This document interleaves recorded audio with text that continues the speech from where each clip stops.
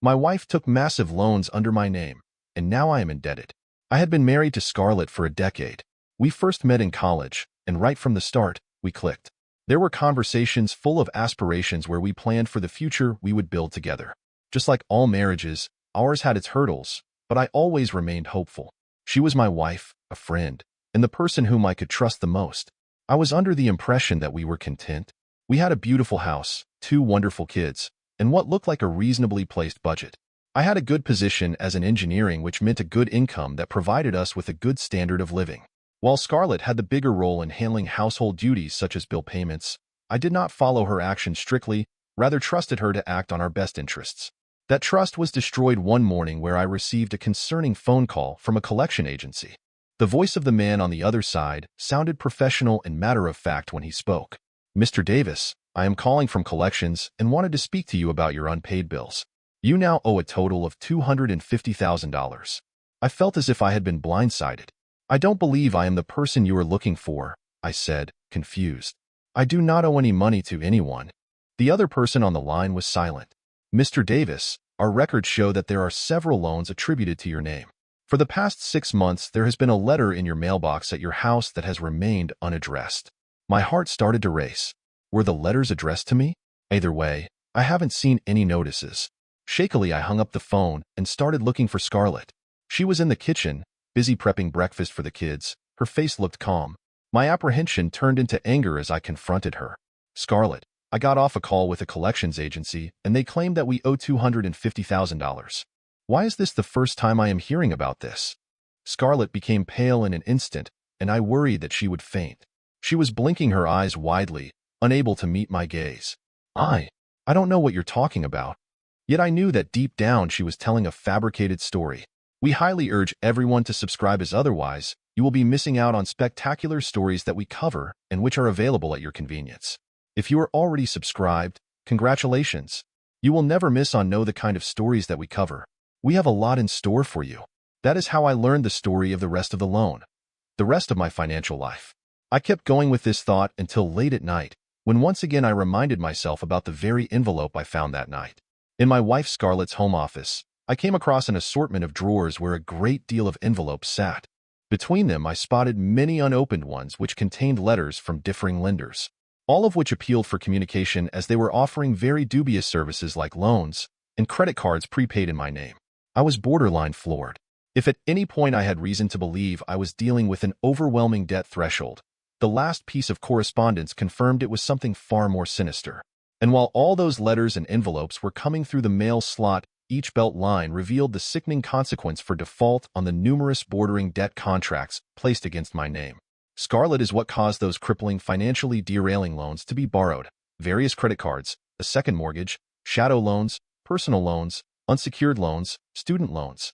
Everything was issued in my name, and turns out they've shifted to default status. It was not until the last confrontation that she decided to tell the truth. Letting out sobs, she murmured, "I'm sorry," while hiding her face in her palms. I really did think I could fix the issue before it got out of hand, but, obviously, I was wrong. "Fix it?"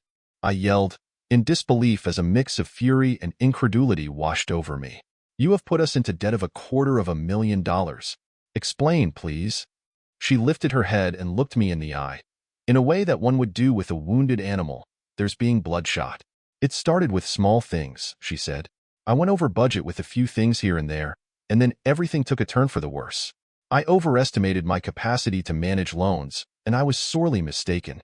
You took it all out without my permission," spoke I, feeling as though the person in front of me was a complete stranger. "You got my signature without my consent, and for what purpose?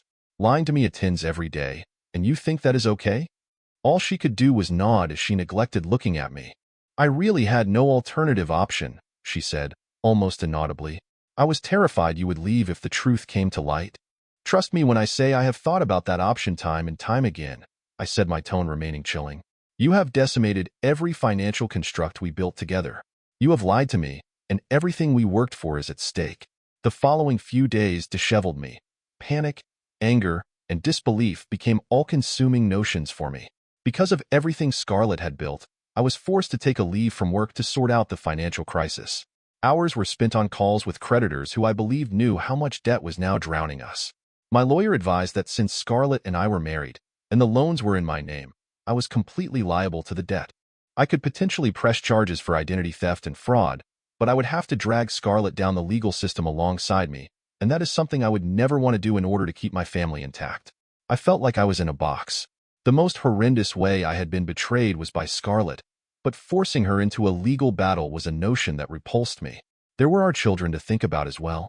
They were too young to understand what was going on in detail, and the last thing I wanted to do was disrupt their lives further. Each night, I would remain awake staring at the roof, burdened by the gravity of Scarlett's actions. The trust that took a decade to build has been seething into anger and immense grief. The one woman I loved and the mother to my children. How could she do this to us? Scarlett did try to reconcile her way. She suggested a job that would help her contribute to the family's debt. It was, however, a case of too little, too late. The betrayal I initially faced could remain unchanged, irrespective of her efforts. Therapy sessions included a counselor, but neither did the therapist appear to have a fix to the puzzle of lie after lie. Both tears and rage were captured during our therapy sessions, alongside endless repetitive apologies. Apologizing became like Scarlett striking me in the face.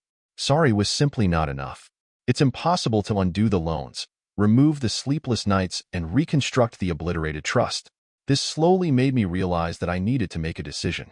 I could either continue to live in rage while permitting Scarlett's actions to fully destroy my life, or get a grip on things and figure out how to get us out of this financial mess. I settled on the latter option. There was no way I was going to let her mistakes define my life. For once, I was going to stand up for myself and think about the mental impact her actions and obligations could have on me and our children. To begin with, I sought an appointment with an insolvency practitioner.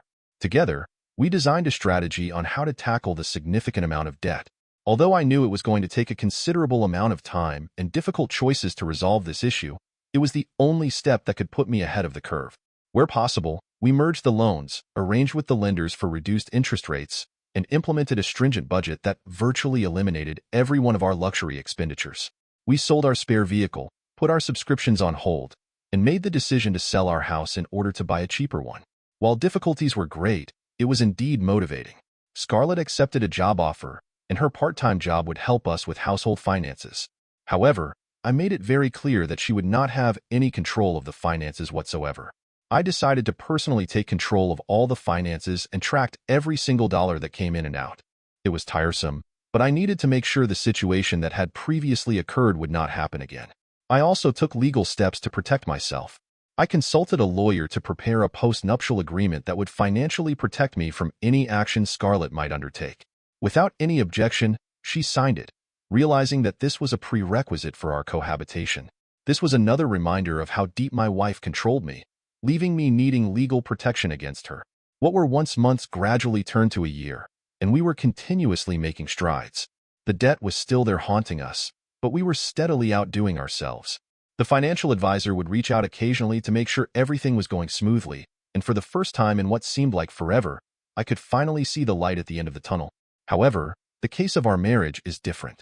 The counselor we had been working with was trying everything in her power to help us piece together our relationship, but it was akin to trying to mend a broken vase. The cracks were too manifold and too deep. I still loved Scarlett, but that love had been tarnished with betrayal and resentment. I often found myself wondering about everything else in our history, like how long did she stay quiet or how many lies were there. I could no longer view her the same as I did before. With her smiling or attempting to grab my hand, I would feel a sense of anger and distrust.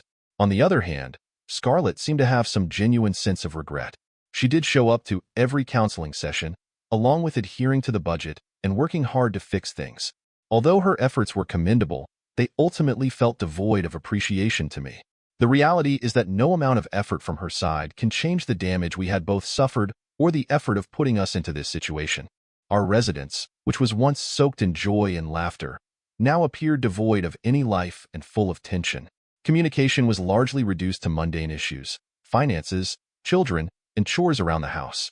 There were no dreams to share and no plans to look forward to. We were merely dragging ourselves through each day, trying to survive the chaos we found ourselves in.